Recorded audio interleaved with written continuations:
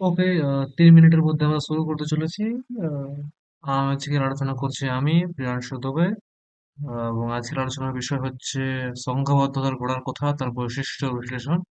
Mission মাধ্যমে YouTube চ্যানেলের তরফ থেকে এই আলোচনাটি প্রস্তাবনা করা হচ্ছে। যেমন তোমরা জানো, এটি হচ্ছে দশম শ্রেণীর ইতিহাসের চতুর্থ অধ্যায়। এবং আলোচনা শুরু করার আগে কয়েকটি বিষয় বলে আমি শুরু করব। প্রথমত, এই আজকের আলোচনার সোর্স হচ্ছে স্পেকট্রাম পাবলিকেশনস থেকে প্রকাশিত a brief history of modern India. সেটি মূলত ইউপিএসসির জন্য বই, এবং জীবন মুখোপাধ্যায়ের লেখা স্বদেশ ও পরিচয়, এই দুটি বইয়ের থেকে। আচ্ছা, ইতিহাস কিন্তু চরিত্রগতভাবে অন্যান্য সাবজেক্টের থেকে একটু আলাদা। তাই ইতিহাস পড়াটাও কিন্তু সামান্য আলাদাভাবে পড়তে হয়। কিছু বিশেষ টেকনিক মেনে ইতিহাস পড়া উচিত। সেগুলো না মানলে কিন্তু পরবর্তী ক্ষেত্রে রিভাইজ করা ও নোট মুখস্থ করার ক্ষেত্রে কিন্তু খুবই অসুবিধা হতে পারে। অনেকগুলো এরকম টেকনিক আছে। তোমরা যদি চাও একটা ডিটেইলড ভিডিও এই বিষয়ে অবশ্যই আসতে পারে মিশন মাধ্যমে চ্যানেলে খুব শীঘ্রই। তবে তার জন্য কমেন্টে অবশ্যই জানাবে। তবে কয়েকটি পয়েন্ট আমি এখানে আলোচনা করব, এবং যেগুলি ফলো করে আমরা এই ভিডিওটি আহ, করছি, এবং আগামী ভিডিওগুলোতেও আগামী চ্যাপ্টারগুলো আমরা এই পয়েন্টগুলি ফলো করে করব। প্রথম একটি হচ্ছে মানচিত্র। তো মানচিত্রটা মূলত ভূগোলের বিষয় ধরা হলো, ইতিহাসের ক্ষেত্রে অন্তত এই চতুর্থ চ্যাপ্টারের ক্ষেত্রে মানচিত্রটি খুবই জরুরি। কারণ তোমরা জানো যে এই চ্যাপ্টার থেকে ম্যাপ পয়েন্টিং আসেই আসে। তাছাড়া এই চ্যাপ্টারে কিছু কিছু বিশেষ বিষয় আছে যেগুলো বোঝার জন্য মানচিত্রের প্রতি জ্ঞান থাকাটা খুবই দরকার। অনেকের আবার মানচিত্র অনেক রকম সমস্যা থাকে, স্যার মানচিত্র মনে থাকে না, জায়গা গুলিয়ে ফেলি, মুম্বাই যায় কলকাতা দাগ দিয়ে ফেলি, এরকম অনেকের অনেক সমস্যা আছে। তাই আমি অ্যাডভাইস করবো এখন থেকে মানচিত্রের প্র্যাকটিস শুরু করো। আর যার যার মানচিত্রে যে যেরকম সমস্যা হচ্ছে কমেন্ট সেকশনে জানাও। আমি চেষ্টা করবো সকলকে পার্সোনালি রিপ্লাই দেওয়ার। তৃতীয় পয়েন্ট হচ্ছে প্রেক্ষাপট। দেখো, হিস্ট্রির সিলেবাস যখন নির্মাণ করা হয় তখন প্রতিটি চ্যাপ্টার, প্রতিটি টপিক অ্যাড করার পিছনে একটা প্রেক্ষাপটকে ধরে, একটি কারণকে ধরে অ্যাড করা হয়। সেই কারণ, সেই কিউটা জেনে যদি আমরা শুরু করতে পারি, তাহলে কিন্তু এই চ্যাপ্টারটি পরবর্তীকালে রিভাইজ করতে, অর্থাৎ লং টার্ম মেমোরিতে চ্যাপ্টারটা বসিয়ে রাখতে খুবই সুবিধে হয়। এই চ্যাপ্টারের প্রেক্ষাপটটা আলোচনা করে আমরা খুব শীঘ্রই শুরু করতে চলেছি। তার আগে আরেকটি যে সবচেয়ে গুরুত্বপূর্ণ যে পয়েন্টটি, সেটা হচ্ছে খুঁটিনাটি বিষয়গুলিকে এই চ্যাপ্টারে, মূলত এই চ্যাপ্টারের সাল, তারিখ, কিছু বিশেষ নাম, কিছু বিশেষ কাজ, গুরুত্বপূর্ণ কিছু বুলেট পয়েন্ট, শর্ট নোটস, এই সব বিষয়গুলিকে আলাদা করে একটা A4 পেপারে লিখে সেগুলোকে মুখস্থ করে তবেই কিন্তু তোমরা পরবর্তীকালে রিভিশন শুরু করবে। এবং প্রতিটি ভিডিও শেষে আমরা তোমাদেরকে কিছু স্পেশাল শর্ট নোটস বলে দেবো, যেগুলো তোমরা অবশ্যই নিজেদের নোটস এর খাতায় তুলে রাখবে। যারা এখন নোটস করছো, যারা পরবর্তীকালে নোটস বানাবে, তাদের ক্ষেত্রে যেন এই বিষয়গুলি অবশ্যই থাকে। না ছাড়া কিন্তু তোমাদের শূন্যস্থান পূরণ, স্তম্ভ মেলা, বিবৃতি ব্যাখ্যা, শর্ট কোশ্চেন অসুবিধা হতে পারে। তো এই তিনটি জিনিস অবশ্যই মেনে আমরা এই চ্যাপ্টারটি শুরু করতে চলেছি। আচ্ছা, দেখো চ্যাপ্টার ম্যাপ আমাদেরকে কি বলছে। প্রথম পয়েন্ট রয়েছে 1857 খ্রিস্টাব্দের মহাবিদ্রোহ, চরিত্র প্রকৃতি। এখান থেকে 8 নম্বর প্রশ্ন প্রচুর আসে। দ্বিতীয় পয়েন্ট রয়েছে শিক্ষিত বাঙালি সমাজের মনোভাব। মহাবিদ্রোহের প্রতি শিক্ষিত বাঙালি সমাজ কি রকম মনোভাব রেখেছিল, এটা এই বছর মাধ্যমিকে 4 নম্বর রচনার জন্য গুরুত্বপূর্ণ রয়েছে। তারপর আছে মহারানীর ঘোষণাপত্র। তারপর আছে সভা সমিতির যুগ। সভা সমিতির যুগে মূলত 4 থেকে 5টি সভার বিষয় আমাদেরকে পড়তে হবে। বঙ্গভাষা প্রকাশকের সভা, জমিদার সভা, ভারত সভা, হিন্দু মেলা। এদের খুঁটিনাটি কাজকর্ম ইত্যাদি বিষয়ে আমাদেরকে পড়তে হবে। আমরা আগামী 3 থেকে 4টি ভিডিওর মধ্যে যখন চ্যাপ্টারটি কমপ্লিট করবো, তখন অবশ্যই এই সভা সমিতির যুগের নিয়ে একটা আলাদা ভিডিও থাকছে। তারপর রয়েছে শেষ পয়েন্ট, শিল্প ও সাহিত্যে জাতীয়তাবাদ, যেটাকে অনেকে লেখা ও রেখায় জাতীয়তাবাদের বিকাশ বলে ধরে থাকেন। এখানে বঙ্কিমচন্দ্রের আনন্দমঠ, রবীন্দ্রনাথ ঠাকুরের গোরা, বিবেকানন্দের বর্তমান ভারত, অবনীন্দ্রনাথ ঠাকুরের ভারত মাতা, গগনেন্দ্রনাথ ঠাকুরের ব্যঙ্গচিত্র, এই সব বিষয়গুলি জাতীয়তাবাদের বিকাশে কিভাবে সাহায্য করেছিল, সেইগুলো আমরা দেখবো। স্যার, জাতীয়তাবাদ মানেটা কি? ওয়েল, জাতীয়তাবাদ, দেখো, যেহেতু এই চ্যাপ্টারের নামই হচ্ছে সংঘবদ্ধতার গোড়ার কথা, অর্থাৎ একটি সংঘবদ্ধ ধারণা, একটি ইউনাইটেড, একটি ইউনিফাইড ধারণা। মূলত এটা আমার দেশ, আমি এখানকার, এই যে একটা স্ট্রং প্যাট্রিয়টিজমের ভাবনা, যে self belonging to this land, এইটাই হচ্ছে জাতীয়তাবাদ। যে এইটা আমার দেশ, তো আমি এখানকার, এখানকার মানুষজন, এখানকার প্রকৃতি, এইটা আমার, এই ধারণাটাই হচ্ছে জাতীয়তাবাদ, এর থেকে বেশি কিছু নয়। সরি, জাতীয়তাবাদটা কেন গুরুত্বপূর্ণ বা এই চ্যাপ্টার আমরা কেন পড়ছি? কারণ তোমরা যদি প্যাটার্নস লক্ষ্য করো, পৃথিবীতে যখনই কোনো বড় বিদ্রোহ, বিপ্লব, কোনো বড় পরিবর্তন আন্দোলন যখনই কিছু হয়েছে, তার পেছনে জাতীয়তাবাদ একটি প্রধান ইন্ধন। যেমন স্যার, যেমন ভারতবর্ষের ইতিহাস যদি দেখি, ভারত ছাড়ো আন্দোলনটি খুবই গুরুত্বপূর্ণ আন্দোলন। মহাত্মা গান্ধীর তিনটি বৃহত্তর আন্দোলনই খুবই গুরুত্বপূর্ণ আন্দোলন। এই আন্দোলনগুলিতে যে লক্ষ লক্ষ মানুষ তাদের জীবন অর্পণ করে লাফিয়ে পড়েছিলেন, তার পেছনে একটি খুবই স্ট্রং মোটিভেশন ছিল এই জাতীয়তাবাদ। এই জাতীয়তাবোধ না থাকলে কিন্তু এত বড় আন্দোলন এত সফল হতে পারতো না। এই জাতীয়তাবোধের বিকাশ হয় কিভাবে? মহাবিদ্যালয়ের পরবর্তী 50 বছর, অর্থাৎ সভা সমিতির যুগের সময় এই জাতীয়তাবোধটির বিকাশ হয়। এই চ্যাপ্টার আমরা এটা পড়বো। দেখো, এবার আমরা শুরু করতে চলেছি প্রথম পয়েন্ট, মহাবিদ্রোহের চরিত্র প্রকৃতি নিয়ে। তবে সেটা শুরু করার আগে মহাবিদ্রোহের কিছু কারণ সম্পর্কে জানা জরুরি। মহাবিদ্রোহ আসলে কি? তোমরা সকলে জানো, ভারতবর্ষের ইতিহাসে সবচেয়ে বড় সিপাহী বিদ্রোহ হচ্ছে মহাবিদ্রোহ। মহাবিদ্রোহের প্রধান কারণগুলি কি কি? অনেকগুলি কারণ তোমার বইয়ে পেয়ে যাবে, তবে তার মধ্যে প্রধান কয়েকটি কারণ হচ্ছে ডলহৌসির অগ্রাসন নীতি। স্যার, ডলহৌসি কি? লর্ড ডলহৌসি হচ্ছেন যিনি ভারতবর্ষের প্রথম রেলওয়ের প্রচলন করেছিলেন। এইখানে তোমরা দেখতে পাচ্ছ মোটামুটি মুম্বাই থেকে থানে পর্যন্ত এই অঞ্চলটা ছিল রেলওয়ের প্রথম। তিনি তার রাজত্বকালে ভারতবর্ষে রেলওয়ের প্রথম আগমন হয়, এবং লর্ড ডলহৌসি রেলওয়ে ও রাজ্য বিস্তারে প্রচন্ড মনোনিবেশ করেছেন। তো রেলওয়ে তো বুঝলাম, রাজ্য বিস্তার মানে? মানে সেই সময় অর্থাৎ 1858 সালে ভারতবর্ষের ম্যাপটা দেখো। এইখানে এই নীল অংশটা হচ্ছে ব্রিটিশদের বেঙ্গল প্রেসিডেন্সি। দক্ষিণে এই বিরাট একটি নীল অংশ হচ্ছে মাদ্রাস প্রেসিডেন্সি। পশ্চিমে এই গুজরাট, মহারাষ্ট্রের এই অংশটা হচ্ছে পুরোটাই বম্বে প্রেসিডেন্সি। কিন্তু মধ্য ভারতে এই অংশটা, এই হলুদ অংশটা, অর্থাৎ রাজপুতানা, ঝাঁসি, গোয়ালিয়র, ভোপাল, মহীশূর, দক্ষিণ ভারতে এখানে, উত্তর ভারতে এখানে আমরা উত্তরপ্রদেশের অঞ্চলে দেখছি আওয়াধ, কানপুরে নানা সাহেবের রাজত্ব, অযোধ্যা, এখানে দিল্লি, এদিকে শিখ সাম্রাজ্য, উত্তরে কাশ্মীর, হিমাচল, এদিকে পাস্তুনিস্তান, এই অঞ্চলগুলিতে কিন্তু ব্রিটিশদের অধিকার তখনও পাকাপোক্ত হয়নি। আর এটা খুবই ঘনবসতিপূর্ণ একটা অঞ্চল, যেখানে প্রচুর কর, প্রচুর ট্যাক্সের একটা স্কোপ রয়েছে। একটা সম্পূর্ণ ভারতবর্ষে ব্রিটিশ সাম্রাজ্যের অন্তর্ভুক্ত করার জন্য লর্ড ডলহৌসি এই সেই সব অঞ্চলে, যেখানে ছোট ছোট দেশীয় রাজ্য ছিল। দেশীয় রাজ্য মানে স্যার, তোমরা at the end 8th chapter দেশীয় রাজ্য নিয়ে পড়বে, তো এখন জেনে রাখো ছোট ছোট স্বাধীন রাজ্য তারা হচ্ছে দেশীয় রাজ্য। যেমন ঝাঁসি, গোয়ালিয়র হয়ে গেল, রাজপুতানাতে উদয়পুর, সম্বলপুর, যোধপুর, এখানে শিখ সাম্রাজ্য একটা বড় রাজ্য, এখানে আওয়াধ, এইরকম রাজ্যগুলি ছিল যারা নিজস্ব নিয়ম কানুন, নিজস্ব ছোট দেশ হিসাবে চলতো। লর্ড ডালহৌসির ব্রিটিশ এম্পায়ার এইগুলিকে মেনে নিতে না পারে, এগুলিকে সরাসরি সেনাবাহিনী প্রয়োগ করে তাদেরকে পরাস্ত করে তাদের রাজ্য নিজের মধ্যে ভুক্ত করার জন্য খুবই তৎপর ছিলেন। ইনফ্যাক্ট রেলওয়ের বিস্তারের একটি প্রধান কারণই ছিল এটা, যে সেনাবাহিনী দ্রুত আদান প্রদান করা যেতে পারে, রাজ্য বিস্তারের কাজ যাতে দ্রুত হয়। সেই সময় অর্থাৎ 1857 খ্রিস্টাব্দে ওয়ার্ল্ডে one and only super power ছিল ব্রিটিশ এম্পায়ার। অর্থ, সম্পত্তি, টেকনোলজি বা সেনাবাহিনী, এই চারটি প্যারামিটারে ব্রিটিশ এম্পায়ারের সমকক্ষ কোনো দেশ সে সময় ছিল না। তাই ভারতবর্ষে এই বেঙ্গল মাদ্রাস প্রেসিডেন্সি ক্যাপচার করে ব্রিটিশ একটা বিরাট সেনাবাহিনী তো নির্মাণ করেছিল। কিন্তু সমস্যা সৃষ্টি হয় একটি এমন জায়গায় যেখানে ব্রিটিশরা আন্দাজও করেনি। সেটা কোথায়? এনফিল্ড রাইফেলকে কেন্দ্র করে। তোমরা অনেকেই হয়তো এখনো পর্যন্ত কাহিনীটি জানো। এইটা হচ্ছে একটা ক্লাসিক লি এনফিল্ড রাইফেলের ছবি, যেটা এখন তোমরা দেখতেই পাচ্ছ মডার্ন অ্যাসল্ট বা সাবমেশিন গানের থেকে পুরোটাই আলাদা। যারা battle royale free fire games খেলেছো তারা অবশ্যই বন্দুকের সাথে পরিচিত আছো। এই বন্দুকটি অনেকটি আলাদা বন্দুক, কারণ সেই সময় অর্থাৎ 1857 সময় বন্দুকের এই যে কার্তুজ, এই যে গুলি তোমরা দেখতে পাচ্ছ, এর ভিতরে রয়েছে গুলি, উপরে রয়েছে বারুদ, এবং সেই পুরো জিনিসটা একটা কভার, একটা খোলকে মোড়া আছে। এনফিল্ড রাইফেলের বিশেষত্ব ছিল যে এই পুরো খোলকটাকে দাঁতে কেটে তারপর গুলি ও বারুদ বন্দুকের ব্যারেলের মধ্যে পুশ করে ম্যানুয়ালি পুরো জিনিসটাকে ফায়ার করতে হতো।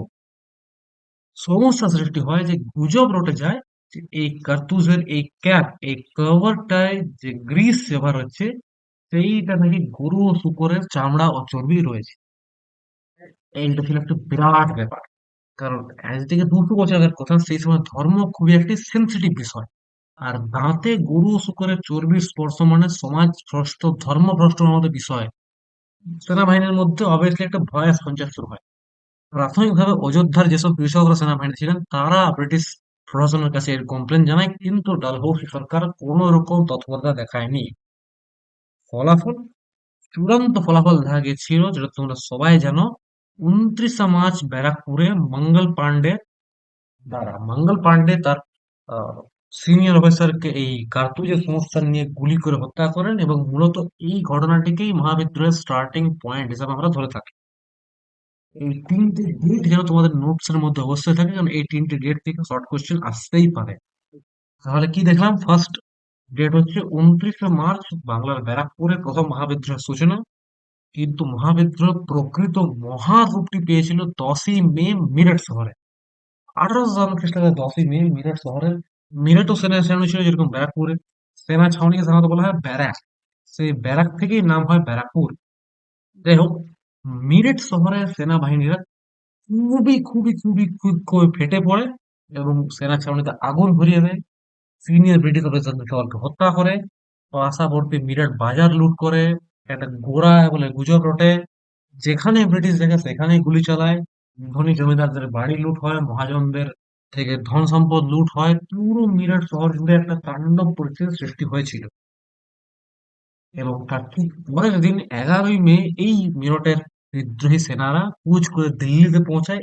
মিরর দিল্লির খুব কাছে, তোমরা যদি ম্যাপ দেখো এইখানে হচ্ছে দিল্লি, তার একটু নিচে এই অঞ্চল হচ্ছে মিরট। তার পরের দিনই সেনাবাহিনী মিরট থেকে দিল্লি পৌঁছায় এবং দিল্লিতে যে সামান্য ব্রিটিশ সেনাবাহিনী ছিল তাদের সকলকে পরাস্ত করে দিল্লি দখলে নেয়। এইবার দিল্লি দখলে নিয়ে পরে দিল্লিতে শেষ মুঘল সম্রাট দ্বিতীয় বাহাদুর শাহকে এই বিদ্রোহী সেনারা ভারতবর্ষের সম্রাট হিসাবে ঘোষণা করেন। এই ঘোষণাটি থেকে পরবর্তীকালে বিদ্রোহে বিতর্ক সৃষ্টি হয়েছিল, আমরা খুব শীঘ্রই সেটিও দেখব। ভারতবর্ষের সম্রাট দ্বিতীয় বাহাদুর শাহ গঠন করার ফলে মারাঠা, শিখ এমনকি বাঙালিরাও বিদ্রোহের বিরোধিতা করেছিলেন। আমরা খুব বিস্তারিত দেখতে চলেছি। তা এইটা ছিল মহাবিদ্রোহের একটা বেসিক রিভিশন, বেসিক সামারি তোমরা যদি বলো। এরপর আমাদের জন্য মূল প্রশ্ন রাখছে যে স্যার, তাহলে আসলে বিদ্রোহটা কিসের বিদ্রোহ? মানে মানে এই মহাবিদ্রোহ তো মহাবিদ্রোহ হলো, মহাবিদ্রোহের চরিত্র কিরকম? অনেকে বলছেন যে শুধুমাত্র সিপাহীরা বিদ্রোহ করেছিল। আবার আমরা তো জানি স্যার, কিছু কিছু বলছেন যে এটা স্বাধীনতা যুদ্ধ। আমরাও মনে করি স্বাধীনতা যুদ্ধের কিছু অংশ নিশ্চয়ই স্যার আছে। আবার অনেক ক্ষেত্রে নানা সাহেব, কুরওয়ার সিং এর মতো সামন্ত প্রভুরা বিদ্রোহের প্রধান। স্যার, বিদ্রোহ আসলে কি? সিপাহী বিদ্রোহ নামটা কি উগ্র যুক্তিযুক্ত? এই প্রশ্নটি নিয়ে ঐতিহাসিক মহলে বিভিন্ন স্কুলের মধ্যে এখনো দ্বন্দ্ব রয়েছে। স্কুল তোমরা জেনে রাখো, ঐতিহাসিক গোষ্ঠীকে বলা হয় স্কুল। একাধিক ঐতিহাসিক গ্রুপ যখন একই রকম ভাবে চিন্তাধারা মত প্রকাশ করে তাদেরকে একটি স্কুল ধরা হয়। বিভিন্ন ঐতিহাসিক গোষ্ঠী, বিভিন্ন স্কুল তাদের মতো করে এই মহাবিদ্রোহের ব্যাখ্যা করেছে। তাদের মধ্যে কারো মতে সিপাহী বিদ্রোহ, কারো মতে স্বাধীনতা যুদ্ধ, কারো মতে এটা মুসলমানদের ষড়যন্ত্র, কারো মতে ব্রাহ্মণদের প্ররোচনা, কারো মতে সাধারণ মানুষের কৃষকদের যোগ আছে সবচেয়ে বেশি, কারো মতে এটা খুবই ছোট্ট বিষয়কে বিরাট বড় করে দেখানো হচ্ছে অতিকথন। এরকম বিভিন্ন মতামত মহাবিদ্রোহকে কেন্দ্র করে প্রচলিত রয়েছে। তার মধ্যে প্রধান কয়েকটি আমাদের সিলেবাসে রয়েছে। তার মধ্যে প্রথমটি রয়েছে নিখাদ সিপাহী বিদ্রোহ। অর্থাৎ অর্থাৎ যে এই বিদ্রোহ শুরু করেছিল সিপাহীরা, যুদ্ধ করেছিল সিপাহীরা, মরেছিল সিপাহীরা, পেয়েছিল সিপাহীরা, হারিয়েছিল সিপাহীরা, যা হয়েছিল, যতটা হয়েছিল, যতদূর হয়েছিল, যেভাবে হয়েছিল, সব সিপাহীদের এবং সিপাহীদেরকে নিয়েই হয়েছিল।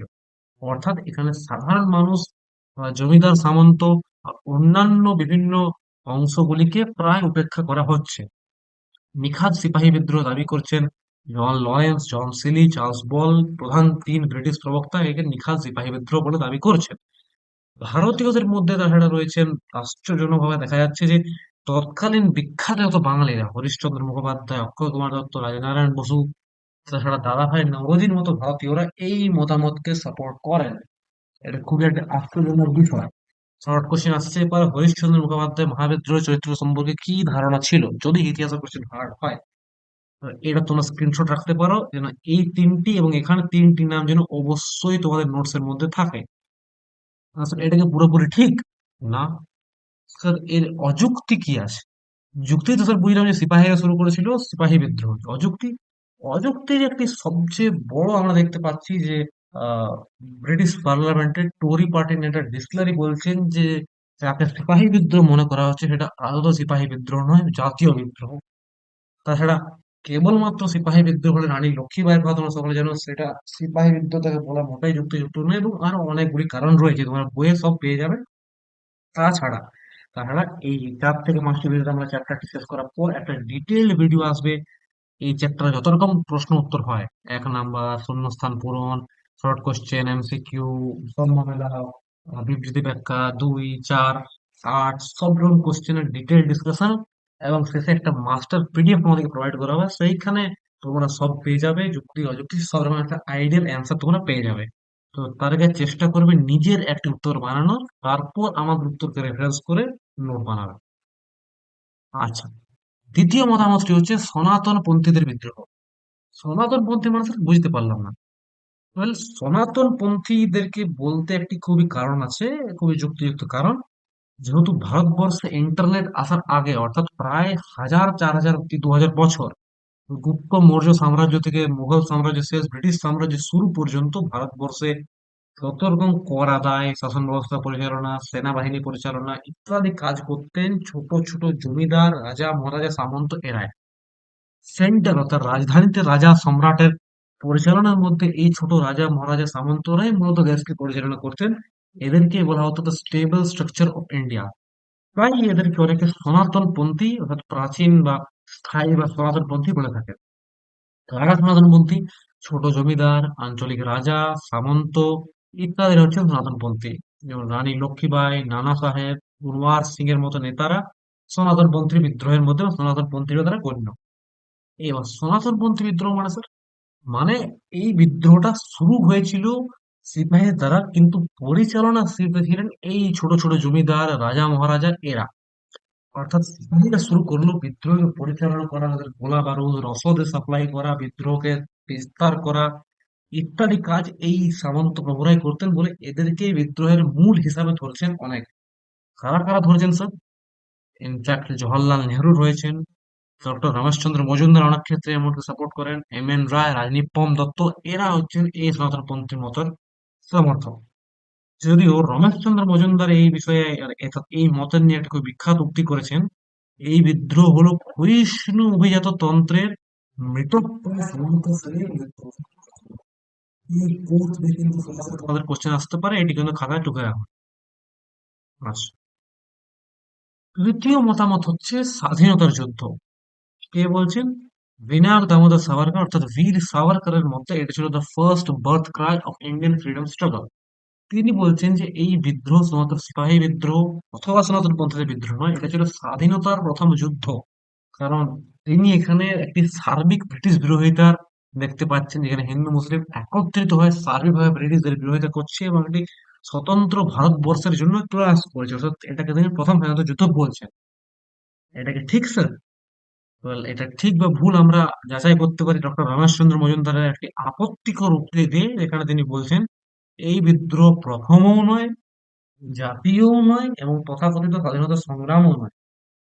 মানে স্যার, মানে তিনি এই বীর সাভারকরের এই পুরো মতামতটাকে খারিজ করেছেন। তার প্রধান একটি কারণ হলো জাতীয় অর্থাৎ সমগ্র ভারতবর্ষ জুড়ে এই বিদ্রোহ হলে তাকে জাতীয় বিদ্রোহ বলা যেত।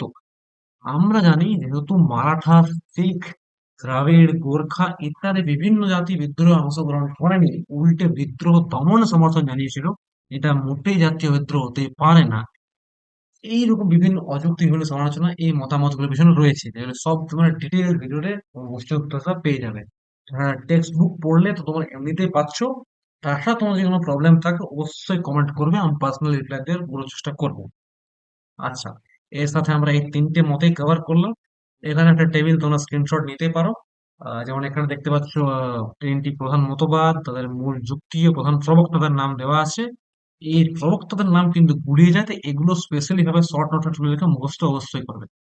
আচ্ছা, এই 3টি মতামত ছাড়াও একটি ভীষণ ব্যতিক্রমী অথচ ইন্টারেস্টিং মতামত রয়েছে ডক্টর রমেশচন্দ্র মজুমদার। এইটা একটু মিসক্লিক হয়ে গেছে, প্লিজ ইগনোর করবে। ডক্টর রমেশচন্দ্র মজুমদারের ছবি তোমরা দেখতে পাচ্ছ। ডক্টর রমেশচন্দ্র মজুমদার পূর্ববর্তী 3টি মতকেই খারিজ করে তার একটি সম্পূর্ণ নতুন মত দিয়ে বলছেন যে এই বিদ্রোহ এক এক স্থানে ছিল এক এক রকমের। মানে স্যার, মানে এই বিদ্রোহের কোনো একটি কেন্দ্রিত নির্ধারিত চরিত্র ছিল না। এক একটি স্থানে এক এক রকমের ছিল বিদ্রোহ। বুঝলাম না স্যার। মানে এই ম্যাপ যদি আমরা দেখি, ডক্টর রমেশচন্দ্র মজুমদারের মতো মিরট বা ব্যারাকপুরে এই বিদ্রোহ ছিল নিতান্তই সিপাহী বিদ্রোহ। অর্থাৎ অর্থাৎ মিরট বা ব্যারাকপুরের মতো শহরগুলিতে বিদ্রোহ সমস্ত কিছু ছিল সিপাহীদের ঘিরে। সেখানে সাধারণ মানুষ বা ছোট জমিদার সামন্ত প্রভু বা অন্য কোনো অংশ খুব একটা ছিল না। আবার ঝাঁসিতে রানী লক্ষ্মীবাঈয়ের বিদ্রোহ ছিল সম্পূর্ণ স্বাধীনতার সংগ্রাম। এটাকে সিপাহী বিদ্রোহ বা সামন্ত বিদ্রোহ বলাটা ভুল। অযোধ্যায় বেগম হজরত মহলের রাজত্বে বা কুনওয়ার সিং এর বিহারে বা নানা সাহেবের কানপুরে কিন্তু এটা ছিল সামন্ত বিদ্রোহ। সেখানে কিন্তু সিপাহী বা স্বাধীনতা যুদ্ধের খুব একটা লক্ষণ ছিল না। সেখানে সামন্ত প্রভুরা তাদের জমিদারিত্ব রক্ষার জন্য বিদ্রোহে অংশগ্রহণ করেছিলেন। ডক্টর রমেশচন্দ্র মজুমদারের কথা যদি মানা হয়, তাহলে এক একটি স্থানে এক এক রকম ভাবে বিদ্রোহ বিকশিত হয়েছে। তাই একে একটি স্পেশাল গ্রুপে ফেলা খুবই কষ্টকর এবং ভুল।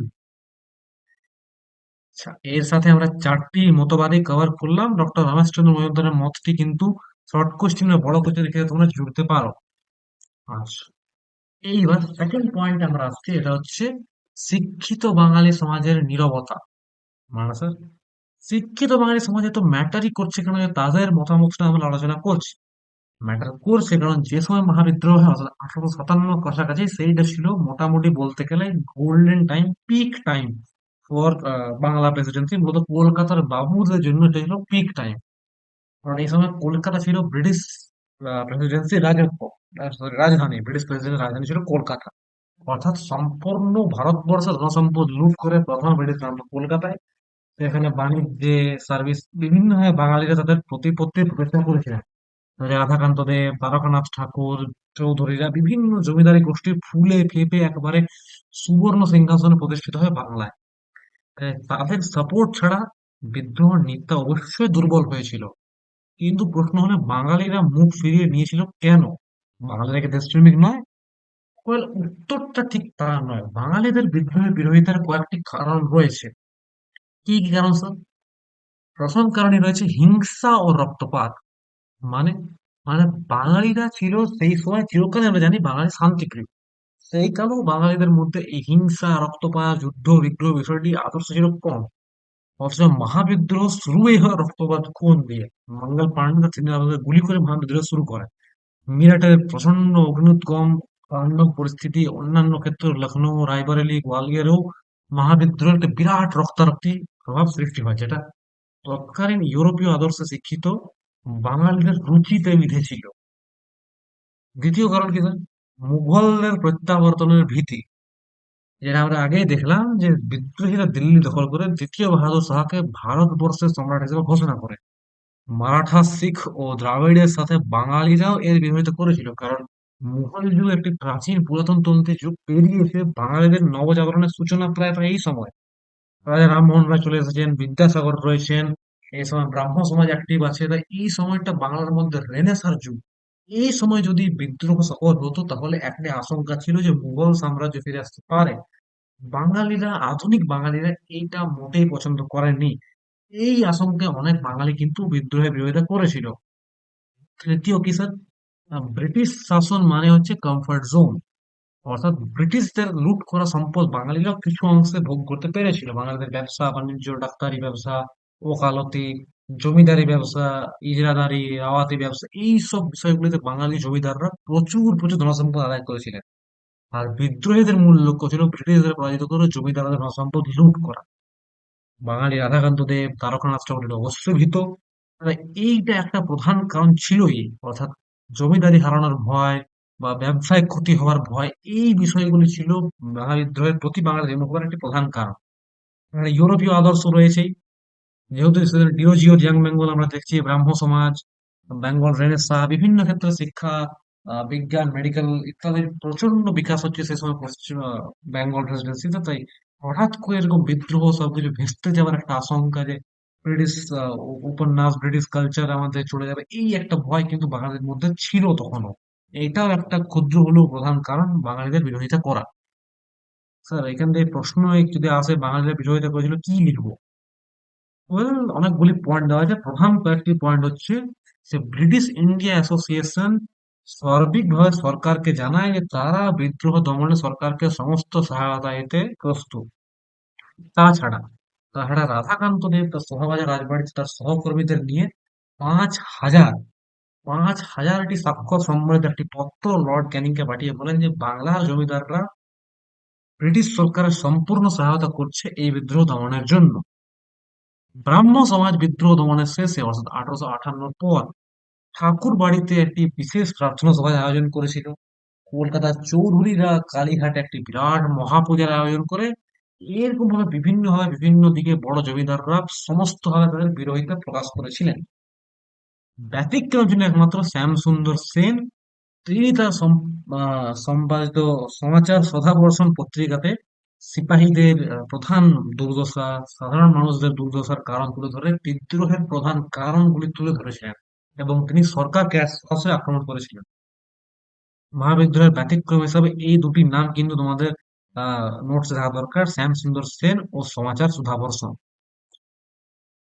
এর সাথেই আমরা প্রায় প্রায় চলে এসেছি আমাদের আলোচনার এন্ডে। একবার পুরো জিনিসটা যদি রিক্যাপ করি, তা হিস্ট্রি ব্যাপারে টেকনিক নিয়ে ভিডিও খুব শীঘ্রই আসবে, তোমরা কমেন্টে জানাবেই। তাছাড়া এই চ্যাপ্টারে কিন্তু ম্যাপ পয়েন্টিং প্র্যাকটিস করতে হবে। আর তাছাড়া এই চ্যাপ্টার প্রথমে যেটা পড়লাম, মহাবিদ্রোহ শুরু হয়েছিল ডলহৌসির আগ্রাসনের কারণে। এনফিল্ড রাইফেলের টোটা ও মঙ্গল পান্ডেকে ঘিরে 29শে মার্চ ব্যারাকপুরে প্রথম বিদ্রোহ শুরু হয়। যদিও মহাবিদ্রোহ প্রকৃত বিরাট রূপ পেয়েছিল মিরাটে আহ 10ই মেতে। 11ই মেতে বিদ্রোহীরা পৌঁছায় দিল্লি। বাহাদুর শাহ জাফরকে ভারত সম্রাট ঘোষণা করা হয়, তার জন্য বিরোধিতা হয়। এবার মহাবিদ্রোহে বিভিন্ন স্কুল অফ থট বিভিন্ন মতবাদ দেন। কারো মতে সিপাহী বিদ্রোহ, তার সমর্থকদের নাম তোমরা লিখে রাখবে।